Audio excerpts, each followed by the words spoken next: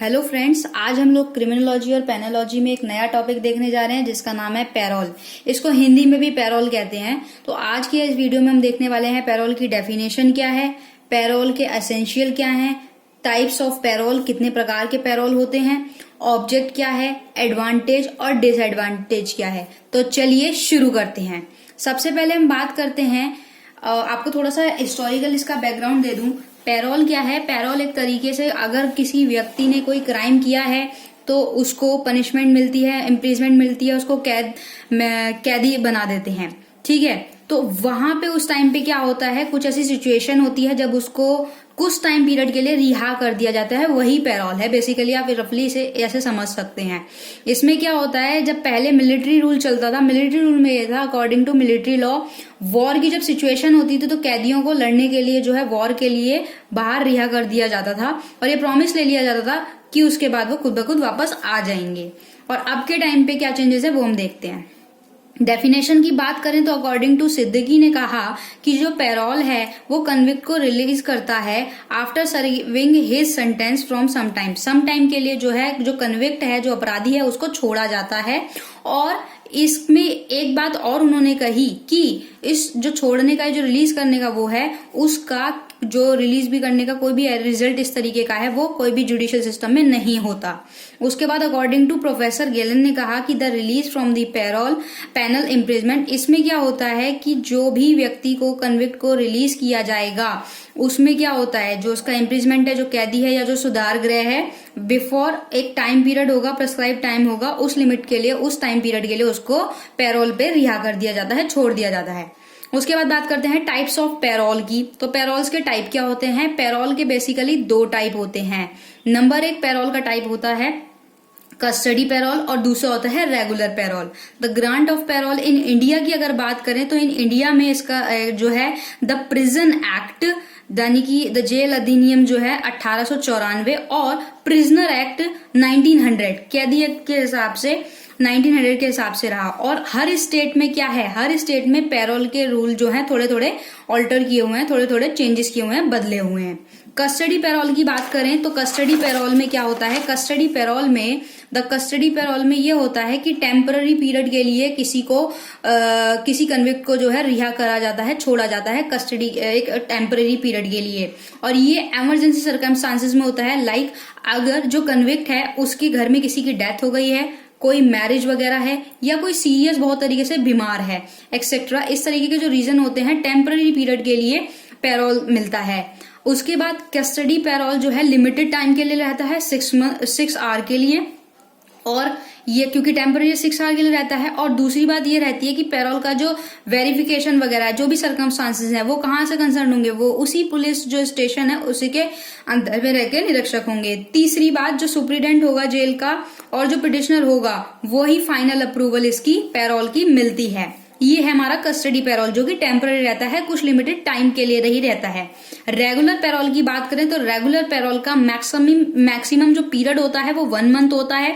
Some case में क्या होता है, जो कन्विक्ट है उसको क्या कहते हैं 1 ईयर की जो इम्प्रिजमेंट वगैरह रहती है उस टाइम पे भी हो जाता है। ये भी दो तरीके से, इसमें भी टाइप होता है कि एक्सीडेंट डेथ हो जाए, फैमिली मेंबर की एक्सीडेंट वगैरह हो जाए, या जो कन्विक्ट है उसकी वाइफ की डिलीवरी वगैरह होने वाली हो, और जो फाइलिंग स्पेशल लीव वगैरह जो पिटिशनर के द्वारा होता है कन्विक्ट की फैमिली के द्वारा, तो भी मिल जाता है इसमें। और कस्टडी पैरोल में ये फर्क है कि कस्टडी पैरोल एक टेम्पररी पीरियड के लिए होता है, लाइक 5 to 6 आवर आप देखते हैं। और रेगुलर पैरोल जो होता है उसमें भी एक चीज देखी जाती है कि आपने उस पर्टिकुलर, मान लीजिए किसी कन्विक्ट की जो पनिशमेंट है वो 10 ईयर है, अब 10 ईयर में से उसने अपनी आधी सजा काट ली है, तो उसके बाद उसको 1 ईयर का या जो भी एटलीस्ट 1 ईयर का या कुछ मंथ का उसको पैरोल मिल जाता है। उसके बाद बात करते हैं कि पैरोल के एसेंशियल क्या क्या हैं। तो पैरोल के जो एसेंशियल हैं वो ये हैं कि पहला ये है कि कोई भी जो कन्विक्ट होगा उसका जो कैरेक्टर होगा और जो उसका कंडक्ट होगा, अगर वो अच्छा है, वो भी कौन बताएगा, जो कैदी वगैरह वहां जो अधिकारी वगैरह होंगे वो बताएंगे, वो सर्टिफाई करेंगे कि इस कन्विक्ट का, इस जो अपराधी का जो कैरेक्टर है वो अच्छा है और ये चेंज हो रहा है। दूसरी बात, जो कन्विक्ट है वो सफर कर चुका है एक मेजर पार्ट जो पनिशमेंट का, उसका मान लीजिए 10 साल की पनिशमेंट है, 8 साल की उसने पनिशमेंट अपनी पूरी कर ली है, इम्प्रिजमेंट हो गई है, तब उस कंडीशन में उसको पैरोल मिल जाता है। तीसरी बात, लिमिटेड टाइम पीरियड जो है, बहुत ही कम टाइम रह रहा है, अब 1 साल ही रह रहा है, उसकी पनिशमेंट खत्म होने वाली है, तब पैरोल मिल जाता है। या कन्विक्टेड को रिलीज कर दिया जाता है, जो कैदी वगैरह होंगे उसको रिलीज कर जाएगा कुछ कंडीशन पे। और दूसरी 5वीं बात ये हो रहती है कि उसने अगर पैरोल की जो भी कंडीशन है और रूल्स हैं उनको अगर वॉयलेट किया तो उसको वापस से भेज दिया जाता है और उसको पैरोल नहीं मिलता। 6th है, जो कन्विक्ट है उसको जो भी इंस्ट्रक्शन वगैरह दिए गए हैं, प्रोबेशनरी जो ऑफिसर है वो उसने जो ड्यूरिंग टाइम पीरियड का जो पैरोल का जो इंस्ट्रक्शन दिए हुए हैं, अगर वो पहली बात तो तब भी मिल जाते हैं, बाद में भी उसको इंस्ट्रक्शन दे दिए जाते हैं कि आप ये चीज नहीं करोगे। 7th पार्ट, एप्रोप्रिएट एक अथॉरिटी होगी जो कि उसके कंडक्ट को इंस्पेक्ट करेगी कि भाई हाँ इसका कंडक्ट ऐसा है, और जो टाइम पीरियड उसको दिया गया है ड्यूरिंग टू टाइम पीरियड उस कन्विक्ट का जो बिहेवियर है वो ठीक है, तब पैरोल मिल जाता है। उसके बाद बात करते हैं ऑब्जेक्ट की। तो ऑब्जेक्ट की यहाँ पे बात करेंगे। ऑब्जेक्ट क्या, ऑब्जेक्ट इस तरीके से मान लीजिए कि पैरोल में एक पैरोल डिवाइस करा जाता है जिससे कि क्या हो, ह्यूमन का जो ब्रेन है, जो प्रिजनर है, उसको क्या हो बाहर की दुनिया में भी थोड़ा सा दिखाना चाहिए, कुछ कंडीशंस होती हैं और रिलीज करते हैं ताकि वो जो भी सबमिटेड जो भी रिपोर्ट्स वगैरह होती हैं, all India jail manual committee है अपनी एक, ये रहा all India jail manual committee है, उसमें जो भी आपके ऑब्जेक्शन वगैरह जो भी मेंशन होते हैं वो उस प्रिजनर को मान्य होते हैं। और इस ऑब्जेक्ट में 3 बातें और देखी गई हैं। To enable the inmate, maintain करना कम्युनिटी से कि वो अपनी फैमिली से मिल सके, अपनी फैमिली के मैटर में डील कर सके। दूसरा पॉइंट है to save the inmate from the evil effect of continuous prison life, जो उसकी कॉन्टिन्यूसली जो लाइफ चल रही है, उसकी प्रिजन लाइफ जो चल रही है, कैदी वाला जीवन जो चल रहा है, उससे जो इफेक्ट हो रहा है, उससे जो बुरा प्रभाव हो रहा है वो एक टाइम के लिए उससे खत्म हो सके। 3rd पार्ट है to enable the inmate to retain self confidence and active interest in life, जो उस कन्विक्ट का सेल्फ कॉन्फिडेंस अगर गिर गया है, सेल्फ कॉन्फिडेंस अगर गिर रहा है और उसके लाइफ का जो एक एक्टिव वो मान सकते हैं आप कि उसका इंटरेस्ट लाइफ का खत्म हो चुका होता है, तो उसके इंटरेस्ट को दोबारा से जगाने के लिए, दोबारा से वो लाइफ को एक तरीके से जी सके, तो ये अपना आता है एक ऑब्जेक्ट उसका यहाँ पे देखने को मिलता है। उसके बाद बात करते हैं एडवांटेज ऑफ पैरोल।